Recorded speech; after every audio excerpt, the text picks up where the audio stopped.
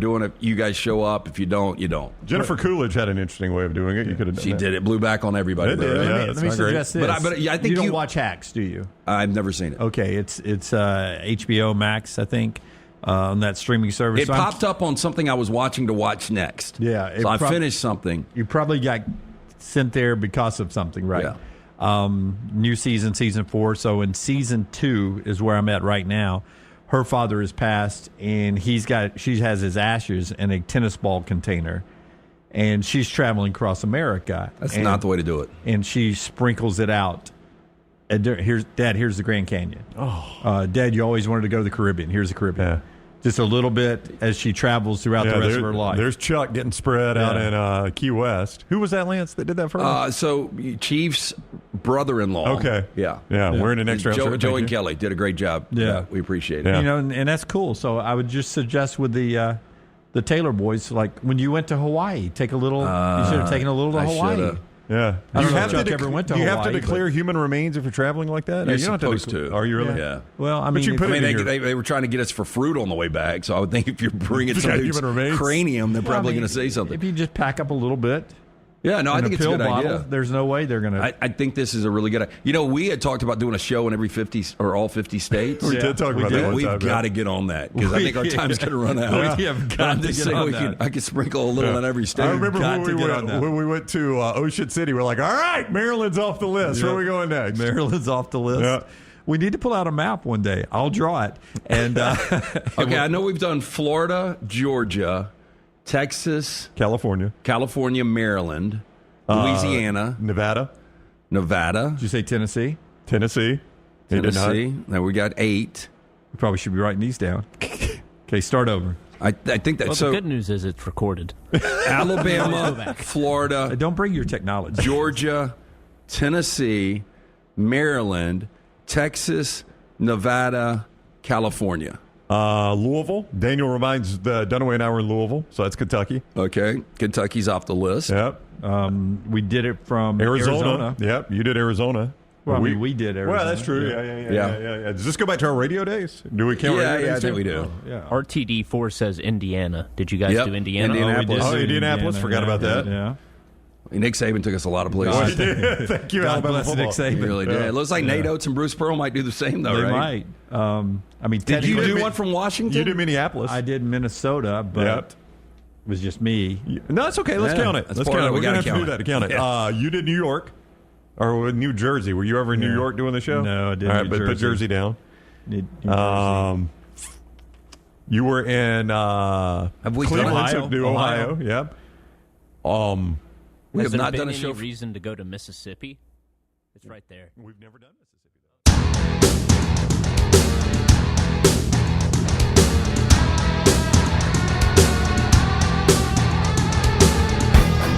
Welcome into the Pennant Grace. My name is Emily Grace. This is Ush. You're the Grace of the Pennant Grace. I am. That's kind of fun. We never really talk about that. It is. That's you. That is me.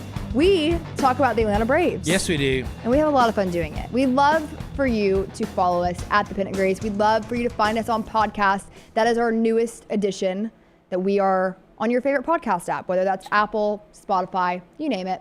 Find us there. And what do they need to wear while they're doing all this, Ush?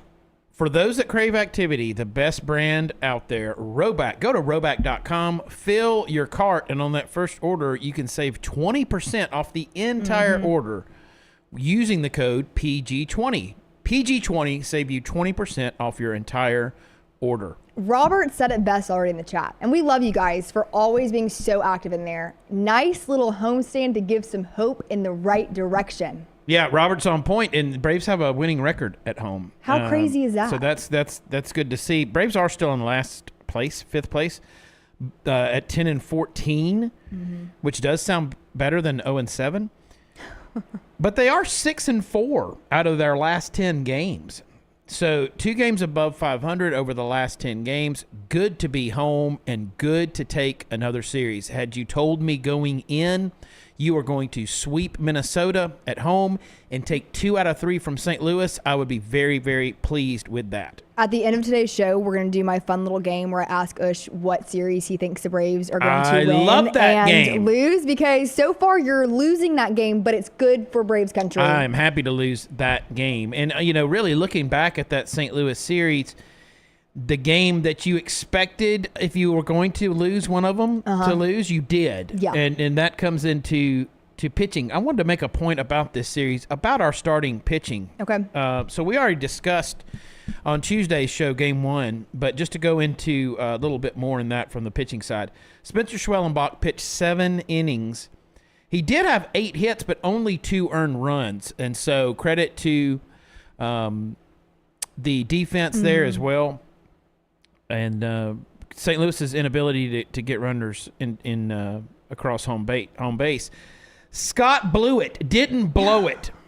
What a terrible name. What Not a terrible name. great, but if you are having a what do they call that? It's not a starter. It's a not a beginner. What do they call that? When it's a bullpen game and you're not going to have a traditional starter. I don't know. An opener. Yes. And so he I think generally speaking, you want them to get 2. He got 3 innings, 4 hits, 2 earned runs, and then things fell apart from there later on. We'll get to that in a second. And then yesterday, and this is my biggest, this is my player of the game, and this is maybe the thing that Braves country should be most encouraged by coming out of this series. This is a guy we've been critical of on this show, and so give him his flowers. Again, I like being wrong sometimes, and that's Bryce Elder. Bryce Elder yesterday, love that early game, by the way. 6 innings pitched, 5 hits, 1 earned run. And the first inning, he had 2 walks. He had a wild pitch and scored a run. So one of those runs came in the first. And then after that, he was really, really good. Yeah, he was on top of things. And Ush, you said it. We have been critical of Bryce Elder. I think a lot of people have been. You just scroll through Twitter, and it's usually not a good thing if people are talking about Bryce Elder. Yeah, and we thought, again, when we say this, we said this Tuesday. We're not, obviously we're just fans. Yeah. But to us, from a fan's perspective, why would you not have A.J. Smith-Shawver in that? But they clearly are going to give Bryce Elder, who we have to remind ourselves after a very bad 2024, was an all-star in 2023. Yeah.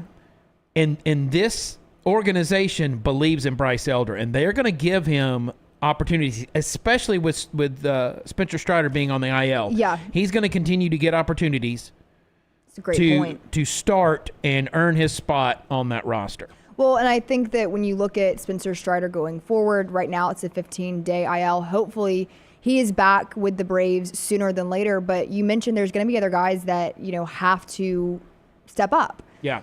And Bryce Elder showing what he did yesterday, or 2 days ago, that's huge. And we've seen, it was yesterday. It was yesterday, yeah. And then we've seen Grant Holmes step up and really embrace that role, and let's see if Bryce Elder can. That game, too, going back to the Scott blew it. You blew it! Blew it and Bummer. 2 names. And when you have them back to back. It's not great. So the Braves actually had a 4-2 lead after 5 in that game. And so he had to have been feeling pretty good at that point. But then Cardinals had 2 in the 6th, 3 in the 8th, and 3 in the 9th. Braves offense, Sean Murphy continued his hot streak with a home run. Matt Olson continued. I mean, Matt Olson is really coming on a little bit. He's not the only one, thankfully, but he's coming on. He had a homer in that game, and then our newest Brave, Alex Verdugo, had a big double. But the Braves just weren't able to do anything late inning to compete with St. Louis. No, and I think we've talked about that ad nauseum, that the Braves in later innings, it just hasn't all come together yet. And that game was frustrating because it felt like there were opportunities and they just couldn't capitalize on it. Yeah, I don't feel like they have set what is going to be their traditional 7, 8, 9. That's a good point. I don't know if they know who that is yet. I don't know if again, if the Braves are in a position to be buyers, I would be shocked if they're not adding into their bullpen. Then yesterday, that's the Eli White game. Yeah. I love that. So Eli White, it's special for any guy. For a guy that's trying to just get on the field and get playing time, I think Eli White's probably about 30. Let's see. But a 3-run, 8th-inning home run led to that 4-1 win. It was a tremendous moment for a guy that grew up going to games at Turner Field to be able to do that. Biggest hit of his career. One of the things we do like about Eli White is his speed. Mm-hmm. So he does bring that in. Good to see him get a start. And, a lot of second guessing on Twitter, which is amazing. I know you never hear that, second guessing on Twitter, about why would you not have Verdugo in, and especially as you come into that 8th, pinch hit for Eli White, get Verdugo in there who's got the hot bat. And so you got all the criticism of Brian Snitker, credit him for sticking with Eli White, who wins the game for Atlanta. He is, in fact, 30 years old. Has a birthday kind of coming up, June 26th. Speaking of birthdays, Chipper Jones, birthday today. Oh, my goodness. Happy birthday, Chipper. Happy birthday to Chipper Jones. How old is he? I don't know. Guess. Wait, in the chat, if you don't know how old Chipper Jones is, guess. I'm looking it up. I am going to guess that Chipper Jones is 51. Hold on. You guess 51? That's probably wrong. 52. I'm going to give it 52. a second. Okay, you guys answer if you don't know. I say 52. And then we'll circle back to this. Okay, Jesse Chavez. Surprise. Speaking of people who are 52. Yeah, literally. He's back. Uncle Jesse comes back. Does this surprise you at all? We just talked about the bullpen. Right. And again, I don't feel like it's a work in progress. We talked Tuesday. Craig Kimbrell is up in Gwinnett. And so I fully expect to see Craig Kimbrell in a Braves uniform. I don't think there's any way that you don't see Craig Kimbrell in a Braves uniform this season. You have to at this point. Yeah. And please, I'm begging. That would be incredible. I think you took a poll right now in Braves country. Everyone wants that to happen. So I think they're going to try out what they have in the system and calling guys up. And I think that they're going to find guys they can get off waivers until you get to the point where you're making trades. Yeah. And if they are in a position where they're going to try to stay competitive for this season, surely to goodness you're going to see Atlanta go after some relievers. Yeah, so how Uncle Jesse got brought back into the mix, Nathan Wiles was optioned back to AAA, and Nacho Alvarez, he got bumped to the 60-day IL. And I feel like that was a name that we were so excited about. You heard so much about him. So much about him. And when I saw that come across, I was like, I have not thought about him. Forgot about him. I've not thought about Nacho all season. No, but last season, I guess it was around June, I would say, that was something that we were talking about quite frequently on this show, just about him, his potential. So to remind you guys, if you were in the same boat as us, it's a wrist injury that he's been dealing with. But that was kind of the, moves that were made to bring Jesse Chavez back. And I'm curious how Jesse, what is his relationship like with the Braves? I mean, it's got to be good. It has to be good. They keep bringing him back, and he keeps accepting. He keeps coming back. At what point do you feel a little, I don't know, Jesse's a pro. He knows it's a business. Yeah. But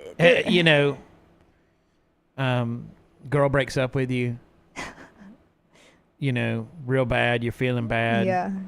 Calls you up again. And then calls you, and you're all talking like, to heck with her. And then the moment she calls back, you're like back. I'm there. I saw your car in front of her house last night. What are you doing over there? I thought you said she's the worst person in the world. And you're like, No. You missed. That was taken out of context. Yeah, has a little of that feel to it. For some reason, in the second half of his career, he can only pitch well in Atlanta. It just never works out. He keeps going to different places. He keeps getting released, and he keeps coming back to Atlanta. Okay, Chipper Jones is 53. Okay, what did I say, 52? I changed it to 52. Yeah, that's good. That's pretty close. Lance would have had it. He's close to my parents' age. Yeah. I didn't realize that. Yeah.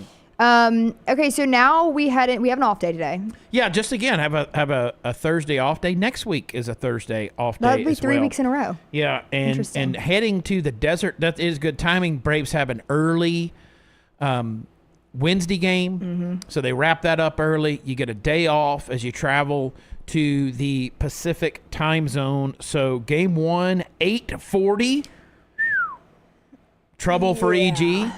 Trouble for She you. likes to go to bed early. Isn't Guys, that right? Guys. No? Let's be honest here. Let's be real. Let's be real. Let's This be is a real. problem for us. Chris Sale's going to be taking on the dreaded TBD. It's TBD for everyone in Arizona so far. They have not released those starters yet. Chris Sale brings a not a good stat line, 0-2 with a 6.17. I called it last time. This is the bounce back game. It was not. That was the game you were It at. was not the bounce back game. Perhaps this will be game 2, a much more Ush-friendly 7-10 first pitch. Grant Holmes on the mound for Atlanta. I am very excited to see if he can continue to pitch as well as he has. He's 2-1 with a 3.22, and then the aforementioned Spencer Schwellenbach closes it Sunday at a perfect Sunday afternoon 3:10 start. 1-1 with a 2.56 ERA. That is how things shake up in Arizona. They'll go from there to Colorado to play the worst team in the National League, Colorado The Rockies. Rockies. But it's in Colorado, which is a tricky place to play. Again, like we mentioned, the off day Thursday, and then a big homestand. No, you're missing one. Oh, yeah. No, you're right. Yeah. You're right. Sorry. The Dodgers for 3 Yes. and the Reds for 4 at home. And so some good opportunities coming up to see your Atlanta Braves at home. So going on the road for just 2 series, coming back for 2 big ones there. I'm surprised that Dodgers series isn't in LA, considering the Braves are on that side of the country. So Tom asked in the chat, Miss Tuesday, did we get a retraction about the series results for the Twins and the Cardinals? I think that was me. I projected Yes. losses in both. Yeah, so No retraction, just a admission of, again, thankfully being wrong often. Well, Tom, sometimes plays in my favor. we're going to do that game again here in a second, and I'm going to have him go through because hopefully he'll continue to be wrong, and that means the Braves will keep winning. So I said the Rockies have the worst record in the National League. The man behind the glass, the one and only Scott Forrester, pointing out in the chat, actually the worst team in all of baseball because the White Sox have one more win than the Rockies. The White Sox may be in for another long year, but Scott Forrester personally is not because he is number 1 in our fantasy league. He right is Forrester. Yep. We need to How bring about you that? into the conversation. now. You may need to give some type of inspirational speech. Yeah, can you? On the south manager to side. manager? I think I should be the GM of the White Sox. That's what needs to happen here. I tell you what, or the owner could not be worse. I Seriously. mean, it doesn't take much to shine in that situation. Although my budget's a little bit better than the actual. Yes. Can we get the standings pulled up to give you guys I would love Okay. to show you guys Okay. the standings. And if you There we go. There it is. So this is the Until Fall Baseball League, and Forrester, 1 of 1, sitting at the top, South Side till I die. Forrester, how did you get to this position? We're rolling, man. You know, Aaron Judge. Well, here you go. Here's the real. You guys want to know the secret? Yes. The sauce. Please. I have 0 White Sox on my team. yeah, Sound strategy. that- You felt I good. drafted Luis Robert, but I've already dropped him. Gotcha. You felt good about this team at the draft, though. Yep. Yeah. yeah. Because I have no conflict, as far as loyalty Yeah. to my team here. Yeah. I was well aware that if I stacked my team with a bunch of White Sox on it, they'd be in the cellar just like my guys. There you go. I've remained in the top half, at least. I'm down to 4th. I'm floating. The eggs have been a little Scrambled. Yeah, scrambled. I was gonna say. Me and Dunaway are playing each other this week. I'm ahead. We played each other last week. Mayberry Bears, not the Mayors. Yes, You guys are not Bears. horses. No. You guys took the victory. And Yes, we did. We will continue to update you guys on the baseball league. We have a lot of fun with it. If you guys want to play, maybe next season, let us know. Yeah. But yeah, there you are, sitting at 4th, Mayberry Bears. Yeah, so I'm really looking forward to Tuesday's show. We have so much to talk about with Arizona in the rearview mirror and then being in the midst of that's just huge with the Dodgers. I'm sure we will get another recent birthday boy. That was yesterday, the Duke of Denim. Yes. El Presidente, Reed Taylor. I bet we can twist his arm, get him on the show, talk a little Dodgers. For sure. And then 4 with the Reds that feels right playing teams like the Dodgers and the Reds. I was talking about this with next round co-host Ryan Allen Brown the other day. Just not a big interleague guy. Yeah. personally. And That was Scott, where are you at on that? That gimmick ran its course with me rather quickly. I actually like the old way better. You're not a fan of interleague? Don't really care for it. No, I like playing I like for the Braves to play the National League teams more often rather than playing for instance, a Minnesota. Yeah, I still like it. It's such a long season. 162 games that's a lot of baseball to only play half the league. Yeah. I like interleague.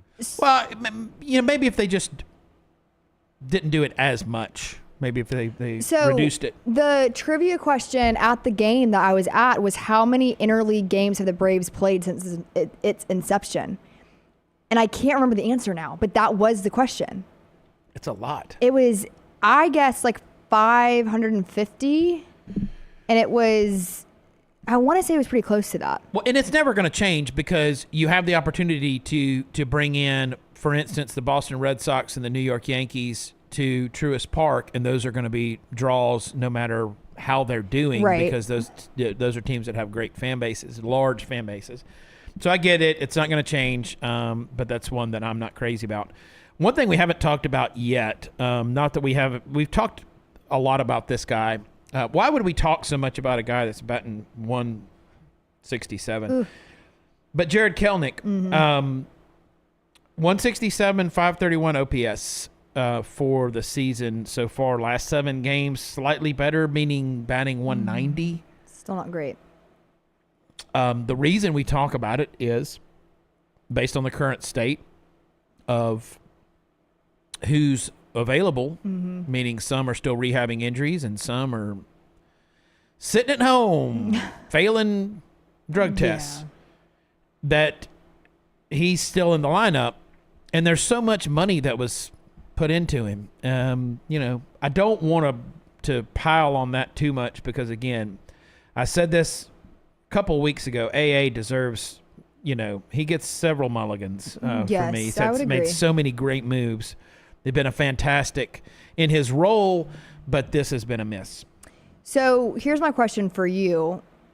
When you look at, let's say the next 3 weeks or so, but really these next 2 series, what do you want to see from this team that makes you feel like what we saw during this homestand is going to stick? Yeah, so Arizona's a good team, and you're going on the road there and playing there. And so if they were to, getting swept is going to be demoralizing. I'm not going to lie. If they lost the series and only won 1 of 3 in Arizona,